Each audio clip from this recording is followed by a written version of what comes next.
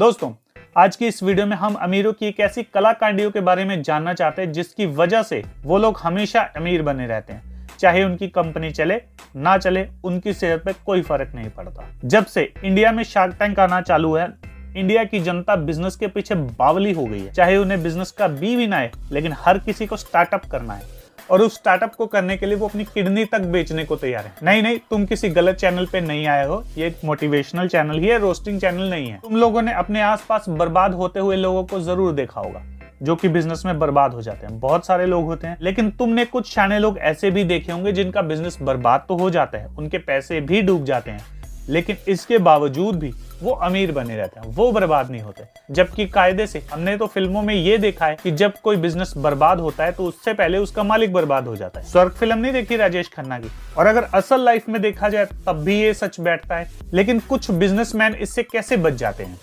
कैसे वो अपने आप को बुलेट प्रूफ बनाते हैं कि बिजनेस में आई बड़ी से बड़ी प्रॉब्लम भी उनको दिक्कत नहीं देती। तो इसका सिर्फ एक ही रीजन है, क्योंकि उनके डिनर में आलू होते हैं और वो बहुत चालू होते हैं। वो लोग क्या करते हैं, वो सरकार की रूल्स एंड रेगुलेशंस को एक बार चेक करते हैं, और सिर्फ रूल्स एंड रेगुलेशन को चेक नहीं करते बल्कि टैक्सेस की ब्रैकेट को भी चेक करते हैं और उसमें से कुछ लूप होल्स निकालते हैं। लूप होल्स यानी कि बचने के तरीके। तो अगर इन फ्यूचर कभी वो ज्यादा पैसा कमाते हैं तो उस पे उन्हें टैक्स ना देना पड़े। खैर, इसके बारे में वीडियो अलग से बनाऊंगा, लेकिन फिलहाल आप ये समझ लो कि वो हमारे सिस्टम की कमजोरियों का फायदा उठाते हैं जिसकी वजह से वो बच निकलते हैं। जैसे कि मैं तुम्हें एग्जांपल देके बताता हूं।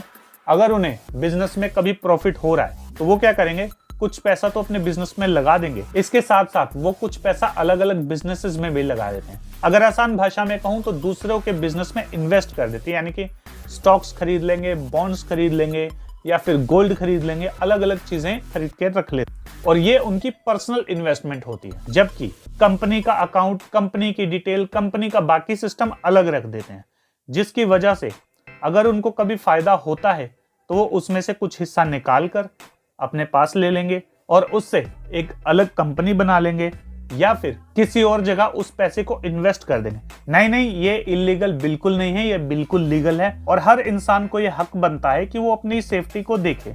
भाई, कल को उनको भी तो अपने परिवार को पालना है ना। अगर वो अपना सब कुछ एक ही चीज पे लगा दे तो कल को अगर बिजनेस बर्बाद हो गया तो वो कहाँ सोएंगे? सड़क पे। तो इसीलिए मैं तुम्हें बार बार ये कहता हूँ कि जब भी तुम्हारे पास पैसा है तो उसे आईफोन पे मत उड़ाओ, उसे अपनी गर्लफ्रेंड पे मत उड़ाओ, बल्कि उस पैसे को इन्वेस्ट करो। कहाँ इन्वेस्ट करना है ये तुम सोच लो। अब ऐसा मैं क्यों बोल पा रहा हूँ, क्योंकि मुझे पता है सारे लौंडे ही मेरी वीडियोस को देखते हैं, लड़कियां मेरी वीडियोस को नहीं देखते, नहीं तो मैं ऐसा बोलता ही नहीं। और सिर्फ यही नहीं, इसके अलावा वो अलग अलग टाइप के 50 तरह के इंश्योरेंसेस भी लेते हैं, कुछ बिजनेस के ऊपर, कुछ अपनी हेल्थ के ऊपर, कुछ लाइफ के ऊपर। यानी कि अगर तुम्हें मैं मोटा मोटा बता दूं तो वो अपने पैदा होने से लेकर अपने मरने तक पैसा ही छापते हैं या पैसा छापने के अलग अलग तरीके खोजते ही रहते हैं। यानी कि अगर वो जिएंगे तब भी पैसा कमाएंगे और मरने के बाद भी। दिमाग देख रहे हो तुम लोग? और हम लोगों ने क्या सीखा है कि पैसा तो हाथ की मैल है। भाई, मेरे को भी दे दो थोड़ी सी मैल। अब सच में मैल मत भेजियो, पैसे भेजियो। इसके अलावा अमीर लोग जो सबसे बड़ी इन्वेस्टमेंट करते हैं वो प्रॉपर्टीज पे करते हैं। यानी कि कोई ऐसी बड़ी सी बिल्डिंग खरीद लेंगे और उसमें खूब सारे फ्लैट्स होंगे और वो चढ़े होंगे रेंट पे, यानी कि उनको आएगा खूब सारा पैसा। इसके अलावा स्टॉक्स में तो उनकी इन्वेस्टमेंट होती ही है जो कि समय के साथ बढ़ती जाती है। इसके अलावा म्यूचुअल फंड्स में भी होती है। बॉन्ड्स भी वो कुछ कंपनियों के खरीद लेते हैं। बॉन्ड्स क्या होता है, अगर तुम्हें नहीं पता बॉन्ड्स क्या होता है तो मैं तुम्हें आसान भाषा में बता दूं। अब मान के चलो, अगर कोई कंपनी बिकती है या बर्बाद होती है तो उससे जो भी पैसा बचता है सबसे पहले वो उन लोगों को मिलेगा जिनके पास बॉन्ड्स होंगे उस कंपनी के। उसके बाद जो पैसा बचेगा वो उसके शेयर होल्डर्स को मिलेगा। अब इसका मतलब ये नहीं है कि तुम लोग बॉन्ड्स के पीछे पागल हो जाओ और तुम अपना बॉन्ड्स करा लो। बॉन्ड सिक्योर हैं, इसमें रिटर्न जो है वो 7-8% सालाना से ज्यादा नहीं मिलता। बाकी हाँ, वाइस एंड वर्सा हो सकता है। तो अगर मैं स्टॉक्स की बात करूं तो उसमें रिटर्न की कोई लिमिट है ही नहीं। हो सकता है तुम्हें 15% मिल जाए, हो सकता है कि एक ही साल में तुम्हें 500% का मिल जाए। अब समझ रहे हो क्यों लोग शेयर मार्केट के पीछे इतना भागते हैं? तो इसलिए भाई लोग, अपने पैसे को वेस्ट मत करो, अपने पैसे को काम पे लगाओ और उससे खूब कमाओ।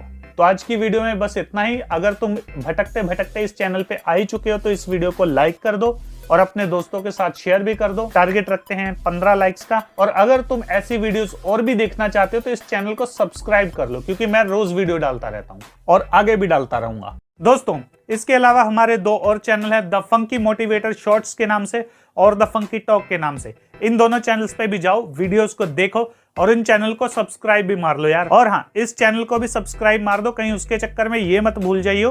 तब तक के लिए स्टे फंकी, स्टे रॉ।